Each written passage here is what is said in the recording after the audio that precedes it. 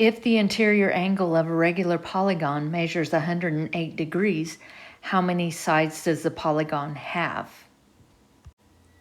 So just as a reminder that regular polygons are polygons that have congruent sides and congruent angles.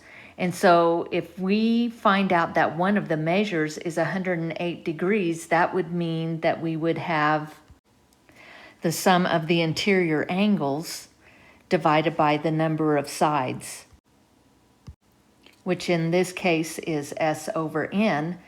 And so the 108 degrees is S over N. And N is what we are trying to figure out. How many sides does this regular polygon have if all the angles is 108 degrees? So we would use this formula. And so when we use this formula, we know that it would equal 108. The way that we would solve this is not typically the same way as what we would solve the other equations in the past. And the reason why is because we've got this n in the denominator, and this n has to unlock this in the numerator. So in order to do that, we multiply n on both sides. And so that cancels it out, where we would end up having 180 times the quantity of n minus 2 equals 108n.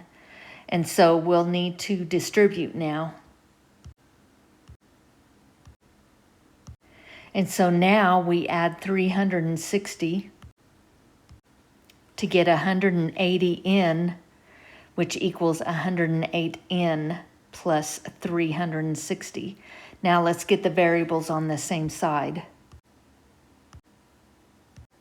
And now we have 72n equals 360. Now we can get n by itself. And so if a regular polygon measures 108 degrees, how many sides does this polygon have? It has 5 sides.